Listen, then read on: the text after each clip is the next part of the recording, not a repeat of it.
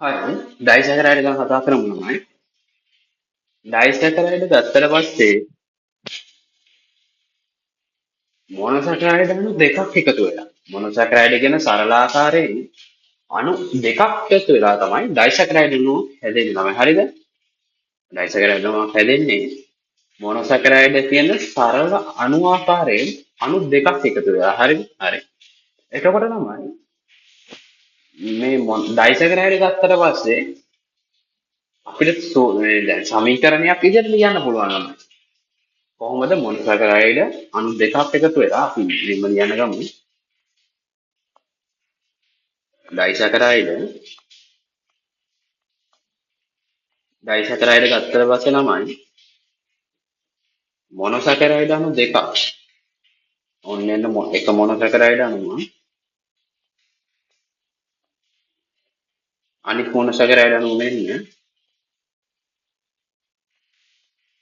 ඔය මොනොසැකරයිඩ් අණු දෙක එකතු වෙලා තමයි මේ ඩයිසැකරයිඩ් කියන හැදෙන්නේ කියලා කිව්වා. දැන් කියලා තියෙන්නේ ගණනලා තියෙන්නේ ඩයිසැකරයිඩ් මොනොසැකරයිඩ් අණු දෙකක් එකතු වෙලා ඩයිසැකරයිඩ් හැදෙනවා කියලා කියලා තියෙනවා. එතකොට ළමයි මේ ඩයිසැකරයිඩ් මෙන්න මේ ක්‍රියාවලිය වෙද්දී ජලාණුවක් පිට වෙනවා ළමයි. හරිද? ජලාණුවක් පිට වෙලා තමයි මේ ක්‍රියාවලිය වෙන්නේ. ඒතකොට මොනොසැකරයිඩ් අණුවක් තවත් මොනොසැකරයිඩ් අණුවක් එක එකතු වෙනකොට ජලාණුවක් පිට වෙලා තමයි ඩයිසැකරයිඩ් අණුව හැදෙන්නේ. ජලාණුවක් පිට වෙලා තමයි ඩයිසැකරයිඩ් අණුව හැදෙන්නේ. මේක ඔයාලා මතක තියාගන්න ඕන තමයි ජලාණුවක් පිට වෙනවා කියන එක. හරිද? මේ පිට වෙන ජලාණුව තමයි ලියුවේ. ජලාණුවක් පිට වෙනවා. එතකොට ළමයි මම කිව්වා නේද මේ සූත්‍රයක්. නෙවෙයි. සූත්‍රයක් කිව්වනේ. C6H12 O6 මතකද? ග්ලූකෝස් ටිකේ. ග්ලූකෝස් කියන්නේ C6H12 O6 කියලා කිව්වා. අපි ඔන්න ඔය C6H12 O6යි ආදේශ කරලා බලමු කොහොමද ඩයිසැකරයිඩ් වලට එන්නේ මොකද්ද කියලා. ළමයි මොනොසැකරයිඩ් අණුවක් තියෙනවා. එතකොට ඒක C6යි H12යි C6යි H12යි O6යි. මේ මොනොසැකරයිඩ් අණුවක් තව එකක් තියෙනවා. ඒක C6යි H12ක් සහ O6ක් වෙනවා.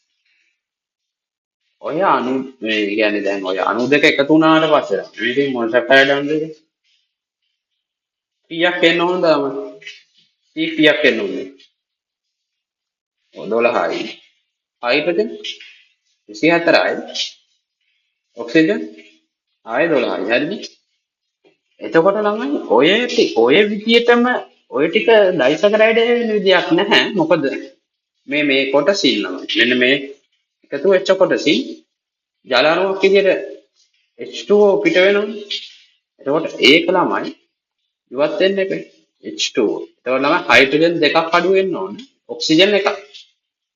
මේ තියෙන්නේ හයිඩ්‍රජන් දෙකක් අඩු වෙන්න ඕන සහ ඔක්සිජන් එකක්. ඔය දෙක අඩු වුණාට පස්සේ එක තමයි ළමයි ඩයිසැකරයිඩ් වල සූත්‍රය වෙන්නේ. ඩයිසැකරයිඩ් වලට එන්නේ ඒක.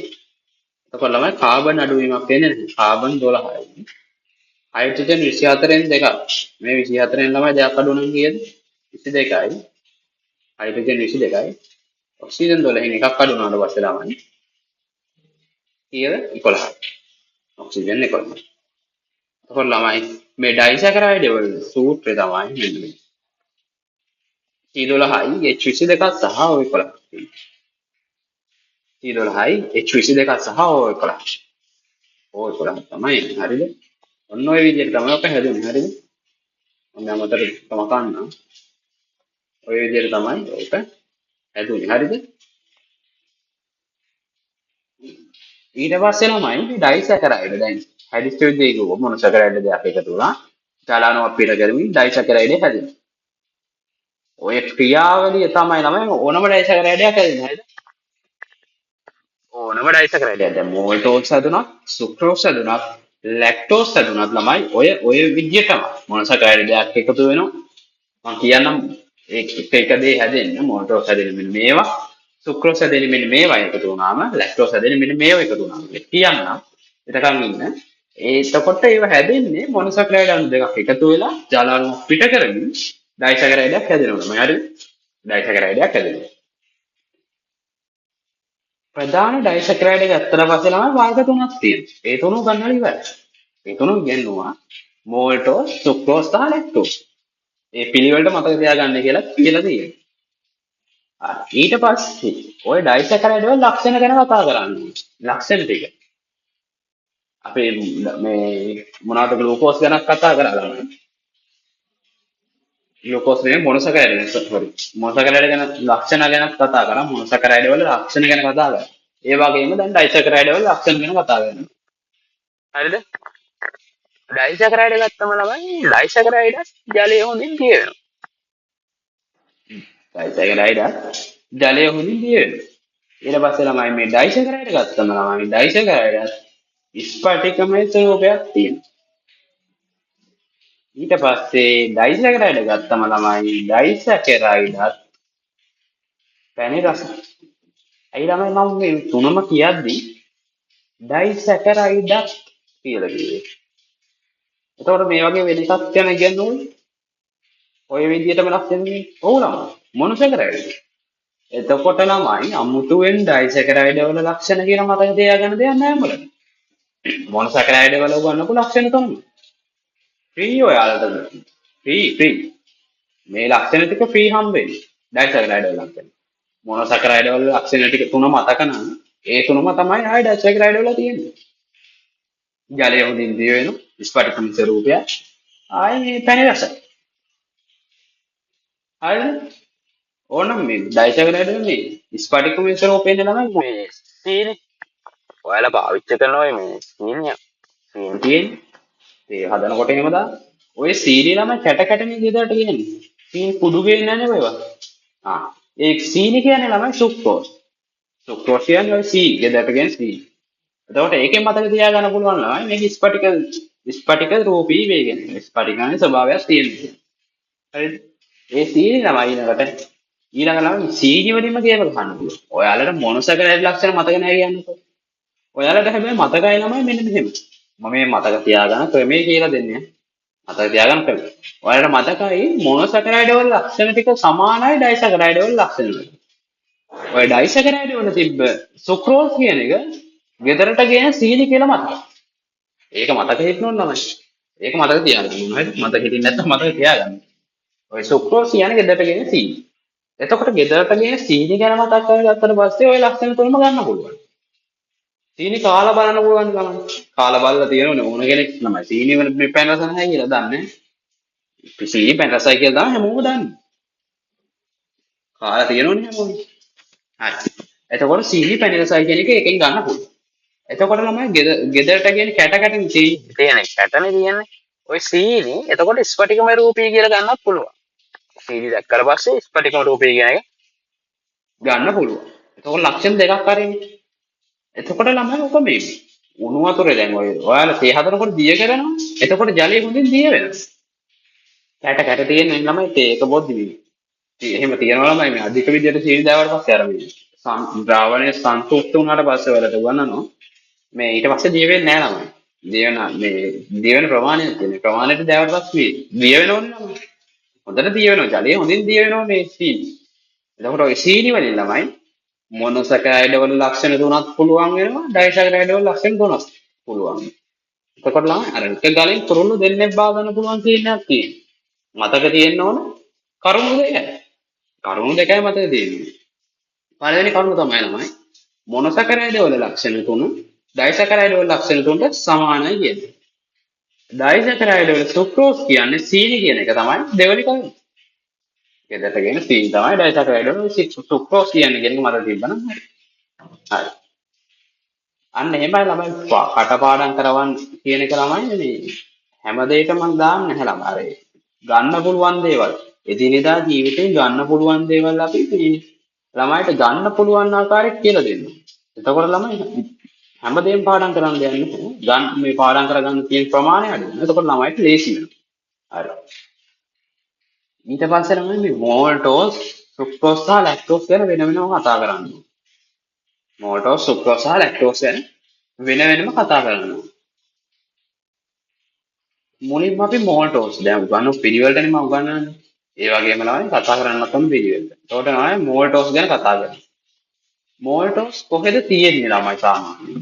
පවතින ස්ථාන විදියට ඔයාලට හිතෙන්නේ මෝල්ටෝස් කොහෙද තියෙන්නේ කියලා. දැන් මේ තියරි වල ඉගෙන ගතපුවා සහ උගන්නපුවා දැන් පාඩම් වෙලා තියෙන්න ඕනේ. ප්‍රරෝහණය වෙන බීජවල හරියටම හරි. ප්‍රරෝහණය වෙන බීජවල නිකම් බීජවල කිව්වොත් ළමයි සම්පූර්ණ වැරදි ඈ. සම්පූර්ණම වැරදි. බීජවල නෙවෙයි ප්‍රරෝහණය වෙන බීජවල කියන තියෙන. ප්‍රරෝහණය කියන වචනේ තමයි අනිවාර්යයි ඈ. බීජවල නම් නෙවෙයි ප්‍රරෝහණය වෙන බීජ. හොඳට මතක තියාගන්න. දැන් මතක තියාගන්න ළමයි ප්‍රරෝහණය වෙන බීජ කියන එක තියෙනවා. සම්පූර්ණ වෙන්න ඕන. බීජවල හරියන්නේ නැහැ. ඒකට ළමයි මෝල්ටෝස් කියන්නේ ප්‍රරෝහණය වෙන බීජවල. මුම් බීජ හැම ප්‍රරෝහණය වෙන්න දාලා. ඒ කියන්නේ මේ ඔයාලා දන්නවද වතුරේ දාලා තිබිලා කනවා කියන්නේ. කනවා කියන්නේ තම්බල හරිය උණ ක්‍රමයකට හදලා කනවා. මේ එහෙම කනවා ළමයි මේ කියන්නේ මුම් බීජ ඒ බීජ විදිහට කන්නේ නැහැ මුංගට. මේ ප්‍රරෝහණය කරලා කනවා ගුණයි කියන. එහෙම අහලා ඇති ඔයාලා. සමහර විට කාලත් ඇති. ඔය මේ මෝල්ටෝස් හැදෙන නිසා තමයි ළමයි මේ එහෙම ප්‍රරෝහණය වෙන්න තියලා ඉවර වෙලා කන්නේ. ප්‍රරෝහණය වෙන්නේ කියන්නේ ගත දිනකන් පැය 24ක් වගේ මං හිතන්නේ තියලා. මේ එතකොට අර පුට්ටම් මුල් වෙනවා ළමයි. මුල් කියන්නේ මේ මුල් මතු වෙන්න පටන් ගන්නවා. එතකොට තමයි මේ ආහාරය විදියට ගන්නවා. හරි. එතකොට ප්‍රරෝහණය වෙන මුම් බීජවල ප්‍රරෝහණය වෙන මුම් බීජවල තමයි ප්‍රධාන වශයෙන් මේ මෝල්ටෝස් තියෙන්නේ. හරිද? හරි. එතකොට මේ මෝල්ටෝස් හැදිලා තියෙන්නේ මොනොසැකරයිඩ් අණු දෙකක් එකතු වෙලානේ. අනිවාර්යෙන් මෝල්ටෝස් කියන්නේ ඩයිසැකරයිඩ්. එහෙනම් මේ ඩයිසැකරයිඩ් හැදිලා තියෙන්නේ සරල ආකාර වන මොනොසැකරයිඩ් අණු දෙකක් අනිවාර්යෙන් එකතු වෙලා වෙන්න ඕන. එතකොට දැන් මේ මෝල්ටෝස් කියන දේ ඩයිසැකරයිඩයක් නේ. ඔය ඩයිසැකරයිඩ් වල ඔයාලා මතක තියාගන්න මෝල්ටෝස් කියන්නේ සරලම ආකාරය වගේ දෙයක්. නිකන් මතක තියාගන්න ඕනේ. එතකොට මේ මොනොසැකරයිඩ් වල තියෙන සරලම ආකාර දෙකක් එකතු වෙලා එපැයි මේ ඩයිසැකරයිඩ් වල සරලම ආකාරය වගේ හැදෙන්න කියන දේ පොඩ්ඩක් ඔළුවේ තියාගන්න නිකන් එහෙම දෙයක්. හරි. එතකොට ලේසි උත්තර ගන්න. සරලවම කිව්වොත් තමයි ග්ලූකෝස් කියන මොනොසැකරයිඩ් ආකාරය. ග්ලූකෝස් කියන මොනොසැකරයිඩ් ආකාරය එයින් අණු දෙකක් එකතු වෙලා තමයි මේ මෝල්ටෝස් කියන ඩයිසැකරයිඩ් හැදෙන්නේ. ග්ලූකෝස් අණු දෙකක් එකතු වෙලා තමයි මෝල්ටෝස් කියන ඩයිසැකරයිඩ් ආකාරය හැදෙන්නේ. මම ලියන්නම් ග්ලූකෝස් කියන මොනොසැකරයිඩ් ආකාරය අණු දෙකක් එකතු වෙලා මම කියවනේ මොනොසැකරයිඩ් අණු දෙකක් එකතු වෙලා තමයි ඩයිසැකරයිඩ් හැදෙන්නේ කියලා. එතකොට මෝල්ටෝස් හැදෙනවා. අර මම පිළිවෙලට මතක තියාගන්න එක ඕමනා වෙන්නේ තමයි මෙන්න මෙතෙන්දී. මම ඉස්සරහට කියන්න. මෙන්න මෙතෙන්දී තමයි වැදගත් වෙන්නේ. ඒ පිළිවෙලට මතක තියාගත්තොත් ඒකේ කොහොමද මේ උත්තර ගන්න කියන එක.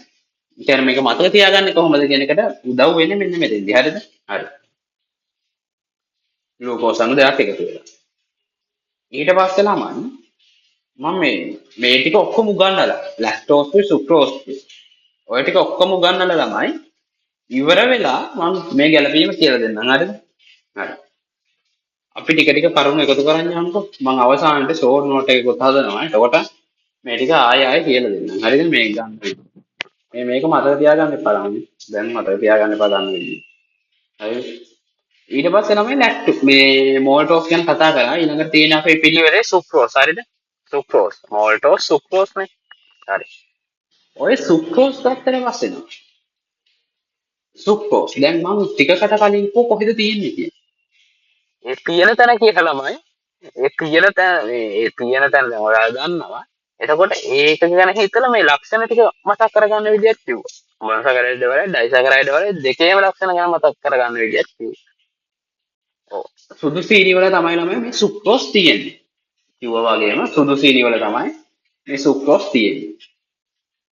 එතකොට නම් විතරද තියෙන්නේ. අපෝනේ රතු සීන් වලක් තියෙනවා නම් ඔය. රතු නැත්තම් දුඹුරු කියලා තියෙනවා. ඔය කොහොම හරි සීනි වල. ගෙදරට ගෙන සීනි තියෙන ඔය සීනි වල ළමයි සුක්‍රෝස් තමයි තියෙන්නේ. ඊට පස්සේ බීට්‍රූට් කාලා තියෙද අමුයි. අමුයි කාලා නැත්තම් ළමයි මේ ජූස් බීලා තියෙද. බොනවනේ මේ එහෙම මේ කැරට් අර මේ බීට්‍රූට් එහෙම හදලා ජූස් හදලා බොනවනේ. ඔය බීට්‍රූට් ජූස් හදුවට පස්සේ තමයි පොඩි පැණි රසක් තියෙනවා. සීනි දාන්න නැතු වුණා පැණි රසක්.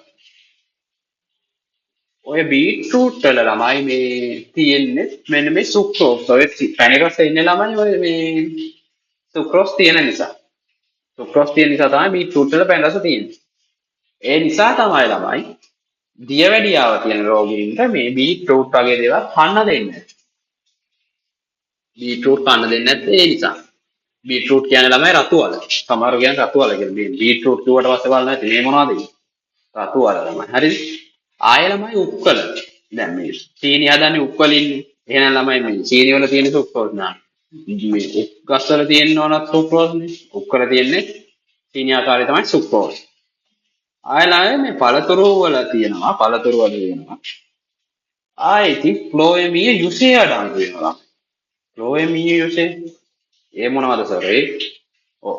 ෆ්ලෝයමීය යුසේ කියන ළමයි සයිලම් යුසේ ගැන අහලා තියෙනවා. සයිලමේ අරන් යන්නේ ජලය වගේ ෆ්ලෝයම මේ ශාකයක් ගත්තම ෆ්ලෝයම පරිවාහය. ඒ කියන්නේ ෆ්ලෝයම පද්ධතියේ අරගෙන යන්නේ ළමයි මේ ෆ්ලෝයමීය යුසේ. ඒ කියන්නේ ඉපදවන ආහාර ටික අරන් යන්නේ මේ ෆ්ලෝයම තමයි අරන් යන්නේ. ශාකදේ ෆ්ලෝයම හරහා තමයි මේ ශාකයේ තියෙන නාල පද්ධතියේ තමයි ළමයි මේ හදන ආහාර අරන් යන ෆ්ලෝයම. ඒකේ අරන් යන්නේ ෆ්ලෝයමීය යුසේ. ඔය ෆ්ලෝයමීය යුසේ ළමයි තියෙන්නේ සුක්‍රෝස්. ෆ්ලෝයමීය යුසේ සුක්‍රෝස්. එතකොට ළමයි මේ හදන්නේ ග්ලූකෝස් කියලා ඔයාලට මතක් වෙනුන ළමයි ප්‍රභාසං ශාකයක් ගත්තම ළමයි ශාකයක ප්‍රභාසංශ්ලේෂණ ක්‍රියාවලිය සිද්ධ වෙනකොට එතන ප්‍රධානම අන්තඵලයේ විදිහට හැදෙන්නේ ග්ලූකෝස්. එතකොට ළමයි ග්ලූකෝස් සර් කියන්නේ සර් එතකොට සර් මම ග්ලූකෝස් හැදෙනවා නම් ඒ ග්ලූකෝස් විදිහට පරිවහනය කරන්නේ නැත්තේ ඇයි? ග්ලූකෝස් විදිහට නෙවෙයිද පරිවහනය කරන්නේ? නෑ ළමයි. ග්ලූකෝස් විදිහට නෙවෙයි පරිවහනය කරන්නේ. හදන ග්ලූකෝස් සුක්‍රෝස් බවට පත් කරලා. සරල ආකාරය සංකීර්ණ ආකාරයක් බවට පත් කරලා ඉවර වෙනවා තමයි ළමයි. පරිවහනයේ යන ක්‍රියාවලිය සිද්ධ කරන්නේ. හරිද? ආයෙ ළමයි ඔය පරිවහනය කරාට පස්සේ ශාකයක මේ අමතරව කියන්නේ ළමයි දැන් අවශ්‍ය දේවල් නෙවෙයි. පරිවහනය කළ තැන්පත් කරන ස්ථානයට අරන් යනවනේ. දැන් ෆ්ලෝයමය හරහා ගබඩා කරන ස්ථාන කියලා ආහාර ගබඩා කරනවනේ අතිරික්ත ආහාර.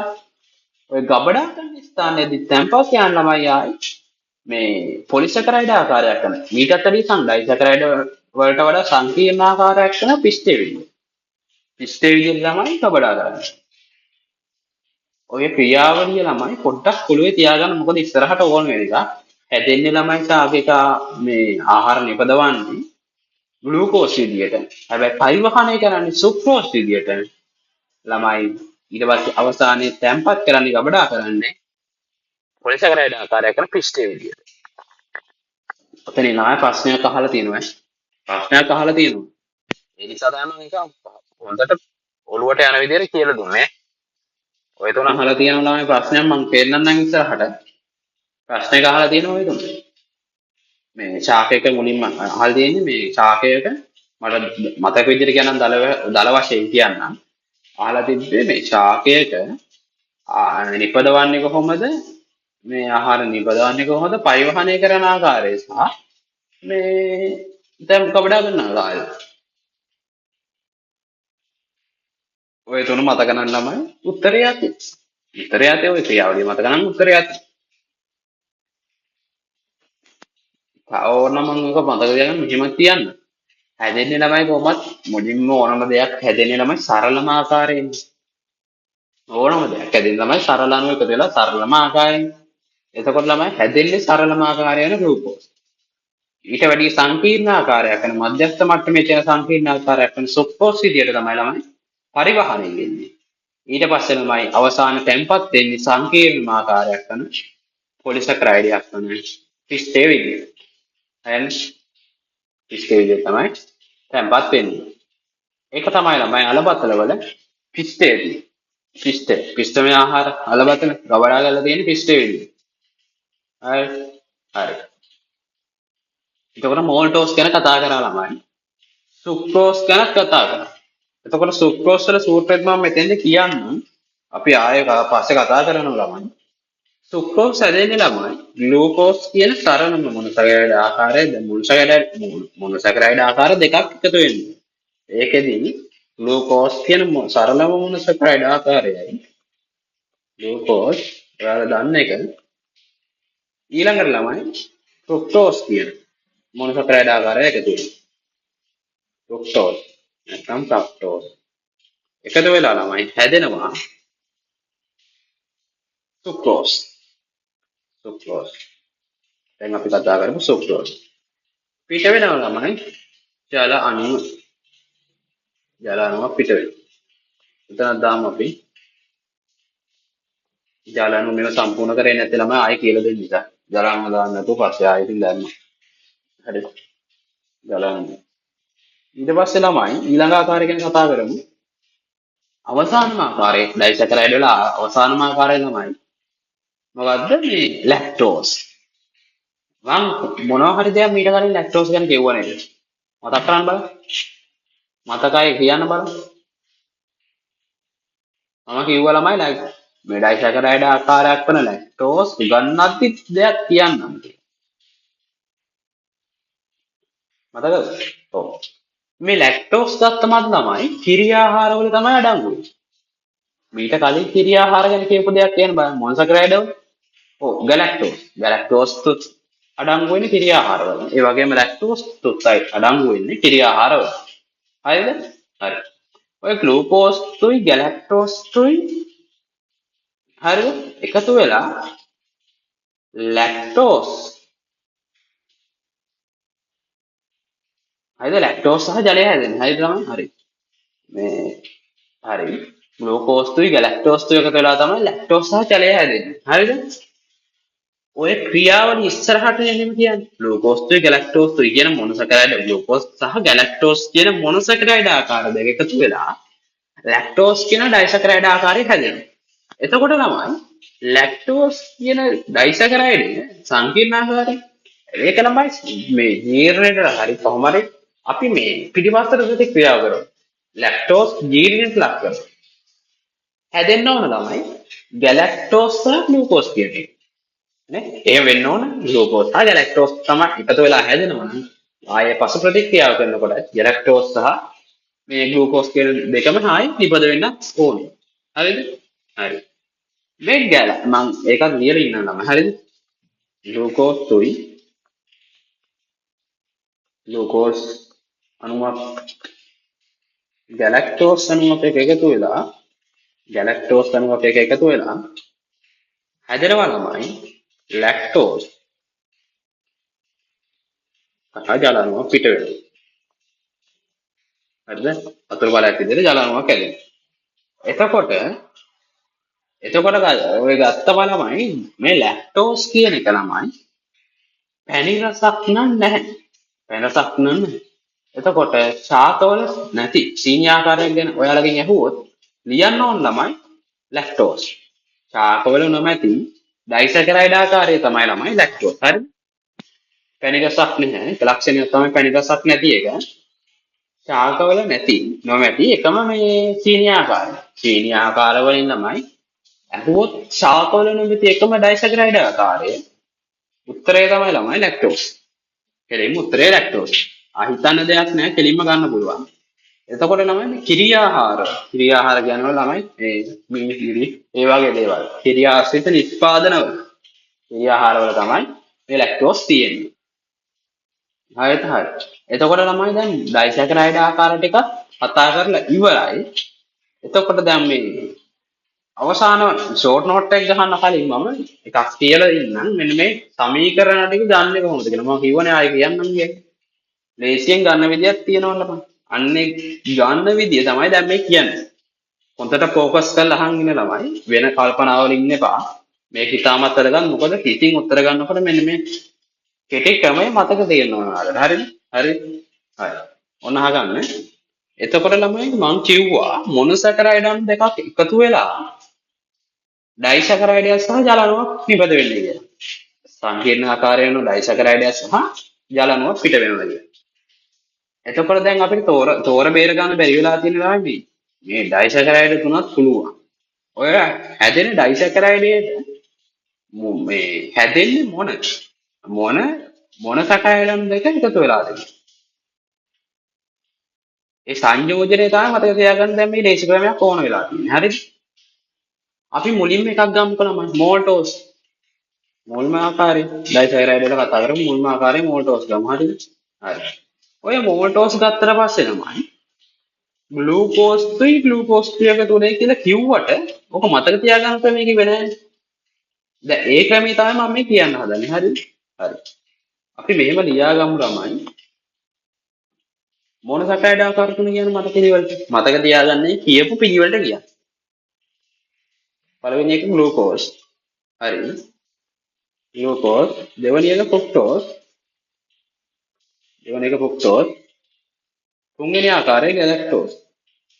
තුන්වෙනි ආකාරය ගැලැක්ටෝස්. ඊට පස්සේ ඩයිසැකරයිඩ් තුන කියන්න මට පිළිවෙලට. මතක තියාගන්න කියපු පිළිවෙල. මෝල්ටෝස් පළවෙනි ආකාරය කිව්වේ මෝල්ටෝස්. හරිද? මෝල්ටෝස්. දෙවෙනි ආකාරය කිව්වේ ළමයි මොනවද? සුක්‍රෝස්. ඊට පස්සේ තුන්වෙනි ආකාරය ලැක්ටෝස්. හරිද? හරි. එතකොට වම් පැත්තේ තියෙන ළමයි මොනොසැකරයිඩ්. මම ඒක ලියන්න. මේ තියෙන්නේ මොනොසැකරයිඩ්. දකුණු පැත්තේ තියෙන ඩයිසැකරයිඩ් ආකාර තුන. හරිද? හරි. පළවෙනි එක තියෙන මෝල්ටෝස් කියන ඩයිසැකරයිඩ්. හරිද? ඒක හැදෙන්නේ ළමයි මේ ග්ලූකෝස් අණු දෙකක්ම එකතු වෙනවා. මුලින්ම තියෙන ග්ලූකෝස් අණු දෙකක් එකතු වෙලා තමයි මේ මෝල්ටෝස් කියන ඩයිසැකරයිඩ් හැදෙන්නේ. ඒකට මම ඊතල දෙකක්ම දැම්මා. ඊතල දෙකක්ම දැම්මා ඒ ග්ලූකෝස් අණු දෙකක් එකතු වෙලා හැදෙන්නේ. ඊට පස්සේ හරිද? ඊට පස්සේ සුක්‍රෝස් හැදෙන්නේ ළමයි. සුක්‍රෝස් හැදෙන්නේ ග්ලූකෝස් කියන සරල ආකාරයයි හරිද? ෆ්‍රුක්ටෝස් කියන ආකාරයයි එකතු එක ළඟ තියෙන දෙක එකතු වෙලා තමයි හැදෙන්නේ. ඊට පස්සේ ලැක්ටෝස් හැදෙන්නේ ළමයි ගැලැක්ටෝස් තුයි ග්ලූකෝස් තුයි එකතු වෙලා.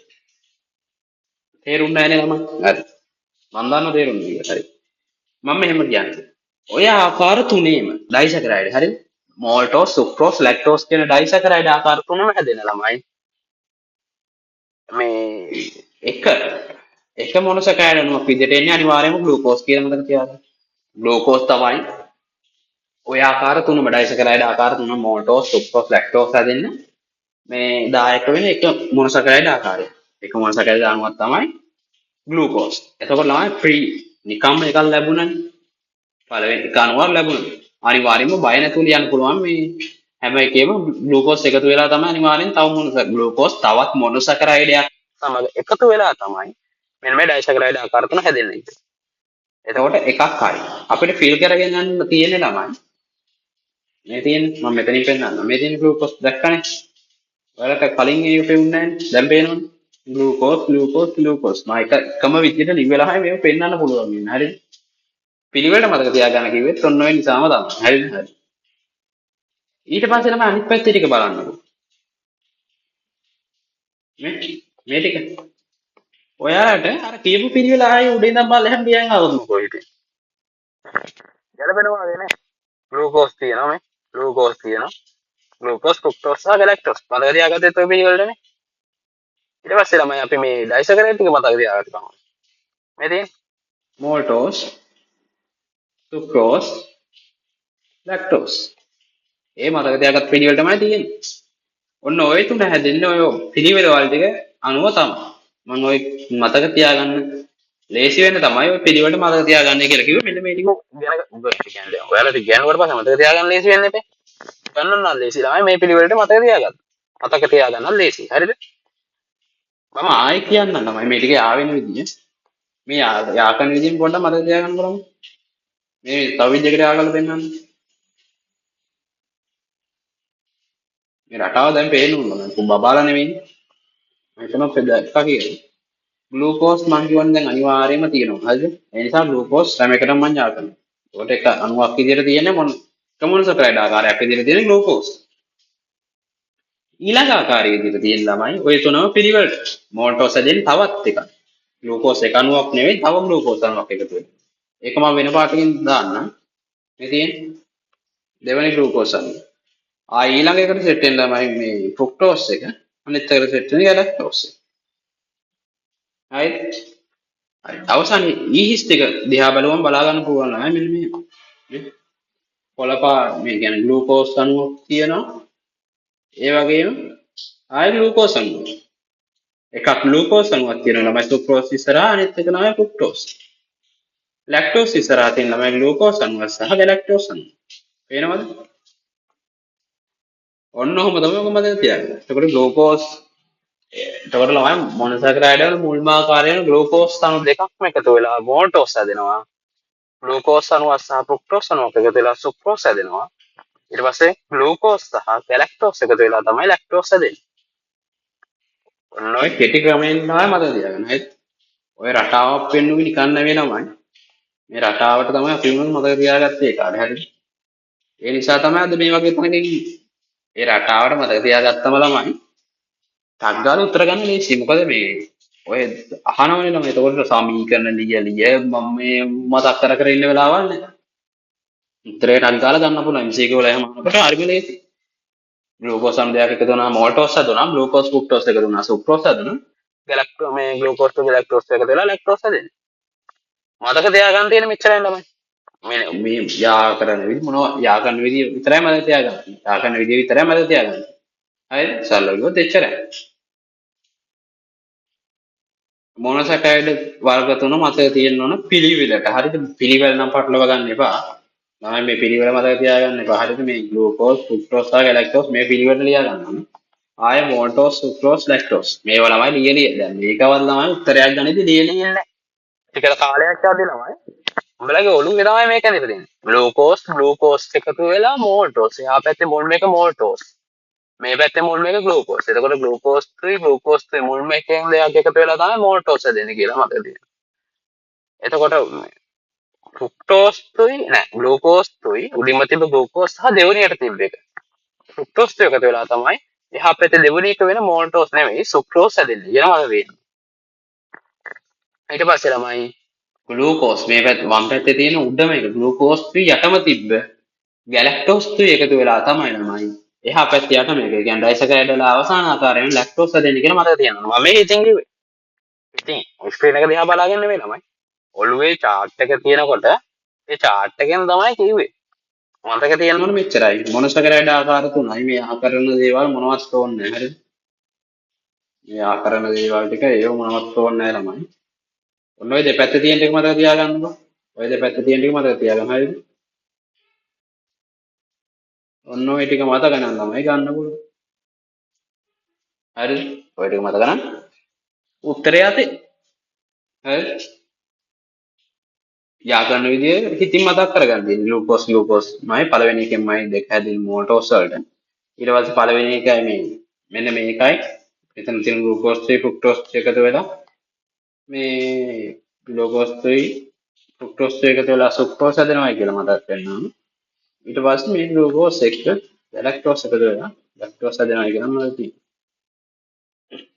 ඔන්න ඔය ටික තමයි ළමයි මේ උගන්වන්න තියෙන්නේ කියන්නේ උගන්වපු දේවල් වලින් වැදගත්ම දේ ඔකමයි ඩයිසැකරයිඩ් වල වැදගත්ම දේ උන්නෝක මතක තියාගන්න ඕනේ තේරුණාද කොහොමද වැදගත්ම දේ මොකද ඔක මේ ඔය විදිහට ගන්න කියලා කොහෙවත් උගන්වන්නේ ළමයි ඔය හදපු මතක තියාගන්න ලේසි වෙන්න හදපු අපේම ආවේනික රැමිණක් ඒවා කොහෙවත් උගන්වන දේවල් නෙමෙයි හරිද හරි එතකොට ළමයි ඩයිසැකරයිඩ් ටික සම්පූර්ණයෙන්ම ඉවර කරා මොනොසැකරයිඩ් ගැන කතා කරලා ඉවර කරා ඩයිසැකරයිඩ් ගැන කතා කරලා ඉවර කරා ඊළඟට තියෙන ළමයි කාබෝහයිඩ්‍රේට් වල අවසාන ආකාරයකයි වෙන මේ පොලිස් සැකරයිඩ් ගැන කතා කරන්නේ.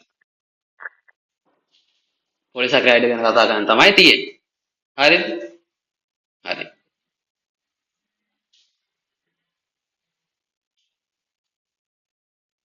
එහෙනම් අපි යමු නම පොලිස් සැකරයිඩ් ගැන කතා කරමු. හරිද? මේ ටික ලියාගෙන ඉවරයි නම් මම ගෙව්ව ලියාගන්න කියලා.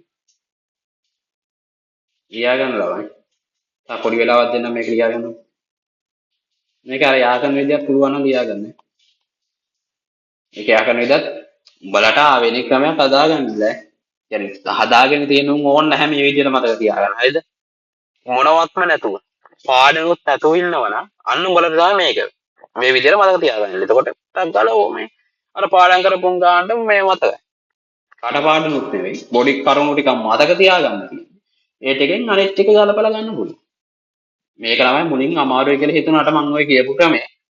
දෙපාරක් තුන් පාරක් ඔළුවෙන් මේ පුරුදු වුණාම ප්‍රැක්ටිස් වුණාට පස්සේ ලේසියි.